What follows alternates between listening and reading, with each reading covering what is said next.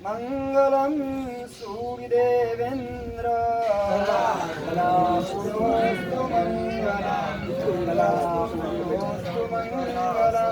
કલાપ્રભોસ્તુ મંગલમ કલ્પતરુસ્તુ મંગલમ. 3 નૌકાર મંત્ર, 3 નૌકાર. દરેક જણ 3 નૌકાર કરજો. બરાબર. 50,000 યોજન દૂર, 50,000 યોજન દૂર. આ જંબુદ્વીપના મહાવિદ્યની અંદર વર્તમાન કાળે સદ્ય તમે જે મને જોઈ શકો છો, આવી રીતે હું તમને જોઈ શકું છું. એવી રીતે આ ઇતિહાસ અને વિજ્ઞાન, ભૂગોળ, ઇતિહાસ એ ટૂંકું પડે એની પાસે. એની ફૂટપટ્ટી, એની બુદ્ધિ ટૂંકી પડે. એટલે એની પાસે એની એટલી લેન્થ જ નહીં છે એની પાસે. અહીંથી બરાબર ઈશાન ખૂણાની અંદર 50,000 યોજન દૂર કુંડરગિરી નગરીની અંદર સદેહ અહીં જેવા ઋષભદેવ ભગવાન હતા પહેલા તીર્થંકર. 1 કરોડી સાકરો પહેલા ઋષભદેવ ભગવાન અહીંયા થયા. જે અયોધ્યા નગરીના ભગવાન રામના પૂર્વજ ભગવાન ઋષભદેવ થયા. એ જ પ્રમાણે 500 ધનુષ્યનું દેહમાન, 1,00,000 છેલ્લો વર્ષનો દીક્ષા પર્યાય, 1000 વર્ષ કરી કેવળ જ્ઞાન, 500 ધનુષ્યનું દેહમાન એવા સિમંદર સ્વામી ભગવાન વર્તમાન કાળે વિચરે છે. હમણાં સદેહ બિરાજમાન છે. હવે પછીનો છે ને મારો અવાજ બહુ પડશે, મારું ગળું છે ને ટૂંકું પડશે. એટલા માટે પછી આપણે પછી વાત ધજા થઈ જાય, માંગલિક થઈ જાય પછી વાત હમણાં આપણા રમાવશું. બરાબર. સમયની પાબંદી. આયર્યાણ નમો વજ્રાયાણ નમો દશામ એસો પંચમુખાર સબ્બ વામણ સમગ્લાણી તો સબે સિંહ કડીલમ મંગલમ પદ્મ દેજાય મંગલમ કંકો ગુરુ મંગલમ સૂર્યદેવેન્દ્ર કલાસ્તુ મંગલમ સુમંગલમ અજ્ઞાન તિમિર આંદનમ કરી છો. તમે બધા ભાગ્યશાળી છો. રામપર નગરની અંદર એક નહીં બે જીનાયેલી સોપતું જીનાયો અને સાધુ સાધ્વીની સતત આવાગમન ચાતુર્માસ થઈ રહ્યા છે. એમાં પણ આજનો દિવસ ખૂબ જ મહત્વનો છે દાદા સિમંદર સ્વામીનો, જે અત્યારે મહાત્માએ ખૂબ સુંદર રીતે તમને સમજાયું. એવા દાદાની ધજાનો પ્રસંગ પણ ખૂબ જ જ્યારે નિશ્રા મળે ને છગનભાઈ, જયસુખભાઈ, ત્યારે જ ઉજવાતો હોય છે. કદાચ આપણે મહાત્મા કે સાધુ સાધી ભગવંતોની ગેરહાજરી ઉજવી દઈએ પણ એટલો હર્ષ ઉલ્લાસ ન હોય, શું એટલો આનંદ ન હોય, એટલો ઉમંગ ન હોય, ઉછળતો ન હોય. પણ અહીંયા જોઈ રહ્યા છો કે અમે વિહાર કરીને પધાર્યા, અમે તો પધાર્યા, સાથે સાથે ગામના દીકરી મહારાજ પણ પોતાના અહીંયા પધાર્યા છે. ખરેખર યોગાનુયોગ કહેવાય, ચતુર્વિધ સંઘ થયો છે. આ ધજાના પ્રસંગે નિશ્રા મળવીને છગનભાઈ, જયસુખભાઈ મળતી નથી. અમે કેટલી ધજાઓ છોડી છે તમને ખબર નહીં હોય. આ રાપરને અનુદાન આપ્યું કારણ કે અમારા મહાત્માએ ચાતુર્માસ કર્યું છે. હા બોલો, મારા પોતાના ગામની ધજા છોડી દીધી કારણ કે મને પણ એમ થયું કે આ મહાત્માએ કીધું છે તો ચલો આપણે જઈ દઈએ. કેમ કે હવે એ સમજીને અનુલક્ષીને તમને બેસવાનું જ કહું છું. આજે કદાચ 100-200 રૂપિયા ઓછા કમાશો તો ચાલશે. હા, દાદાની કૃપાથી મળશે બધું. આ દાદા સિમંદર દાદા એટલે જબરજસ્ત કોટીના છે. જેનું તમે સાંભળ્યું વર્ણન, એનો કોઈ બેડો પાર કરી દેનારા આપણા દાદા મળ્યા છે. એટલે ખરેખર આજનો દિવસ ખૂબ જ મંગલ છે. શું છે આવી હાજરી પણ આજે જોઈ રહ્યું છું. આજે હાજરી પણ બને ભલે કદાચ સોસાયટી અને બે આપણું સુકાપાર્સનાથ પણ બંને એમ કહે કે હું ઘણી વખતે કહું છું અહીંયા ભેદભાવ નથી. શું કહું છું, દાદા આપણા એક જ ચતુર્વિધ સંઘ એક જ. અહીંયા ત્યાં ભેદભાવ નહીં હોવો જોઈએ. જ્યાં ભેદભાવ આવ્યા, ટુકડા થયા, ત્યાં સંઘની બરબાદી છે.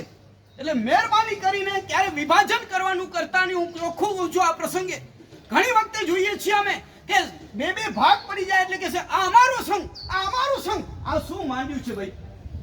ખ્યાલ આવે છે? આ ના આવવું જોઈએ. આપણું રાપર, આપણા ભાઈઓ, આપણો એની અંદર પરમાત્માએ સવી જીવ કરું શાસન રસિકની ભાવના બતાવી છે. એક પણ જીવને બાદ નથી કરી દેવાનો. એટલે આપણો સંઘ આની ઉન્નતિ થવી જોઈએ, પ્રગતિ થવી જોઈએ, ઉલ્લાસ વધવો જોઈએ. પણ ક્યાંય મારું આ સોસાયટી, મારું આ સુભાષનાથ જૈન દેરાસર ક્યારે મનની અંદર લાવતા નહીં. કેમ કે આપણે પરંપરા, ઉજ્જવલ પરંપરા મળી છે, કનકસુરી દાદાની પરંપરા મળી છે. ક્યારે પણ વિભાજન કરતાની કોશિશ નહીં કરતા. એક જ તમને ખબર નહીં હોય, કદાચ ભાવનગરનું તમે સાંભળ્યું હશે. ભાવનગરની અંદર આજે એક ચક્રીય શાસન ચાલે છે. શું ચાલે છે? એક ચક્રીય શાસન ચાલે છે. 18-20 દેરાસરો, ઉપાશ્રયો, પણ એક જ જગ્યાએ. કદાચ વ્યવસ્થા માટે કરવું પડે એ વસ્તુ અલગ છે, પણ અંદરથી તો ભેદભાવ થવા જોઈએ નહીં ધીરુભાઈ વગેરે. હું ચોખ્ખું કહું છું, આની અંદર આપણે બધાના ઉપાસક છીએ. આપણું જોઈને જૈનેતર લોકો ધર્મ પામી જવા જોઈએ, એમ નહીં કે અલગ છે. શું કહું છું? અલગ છે, અલગ છે એવું હોવું નહીં જોઈએ. છગનભાઈ સંખ્યા બહુ ખબર પડે ને સાહેબજી.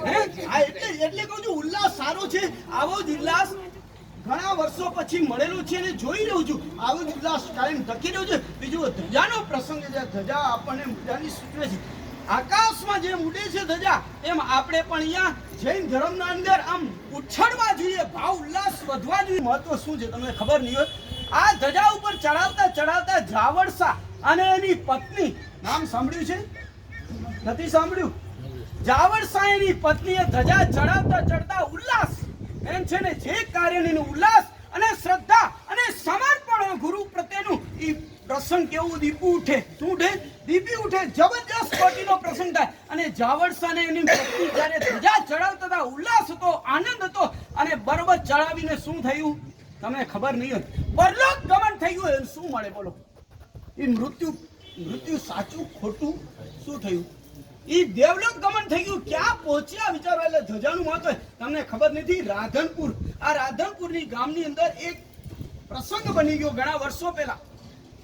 કેમ કે આજે છે ને તમે બધા કહો કે લગ્ન થઈ ગયા છે મારા સાહેબ, પણ માટીની શું સવાશેર માટીની ખોટ છે. સવાશેર ને મને ખબર નથી, મને ખબર નથી.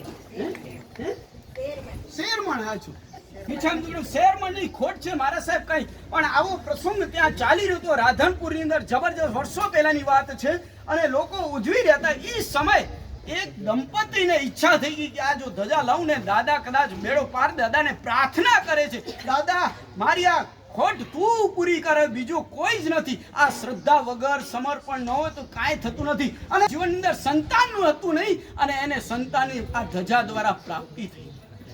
પછી પુત્ર વધુની ધજા ને હવે કોની ધજા આવે? હે અરે ભાઈઓની નહીં, દીકરાઓની ધજા.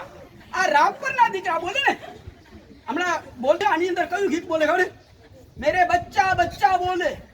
અહીંયા રાપર કા બચ્ચા બચ્ચા બોલે કે ભાઈ ધજા લેવી છે અમે આવતા વર્ષે. હવે અમારી ધજા ચડી ગઈ. બધા દીકરા અહીંયા એમ નથી કે આ દીકરો કોઈ જ નહીં. સમસ્ત રાપર સમાજના બધા દીકરા ભેગા થઈને શું લેશે આજે? ધજા લેશે. આવો માલ જોઈને તમને ખબર નહીં હોય. આપણે તો જીનવાણી સાંભળ્યું છે, બધું કરી. આ તીરેજ ગતિથી આવેલો જીવ છે ને ત્યારે અહીંયા બેઠેલા આવે આ બહેનો, વિચારો પટેલ બહેનો પણ સાંભળવા ઉત્સુક છે. આવી જીનવાણી સાંભળવાનું આપણો સમય છે ને કાલથી કદાચ થાય. બરોબર 7:30 વાગે વ્યાખ્યાન. અત્યારે જેટલી સંખ્યા છે એટલી સંખ્યા શું કરશે?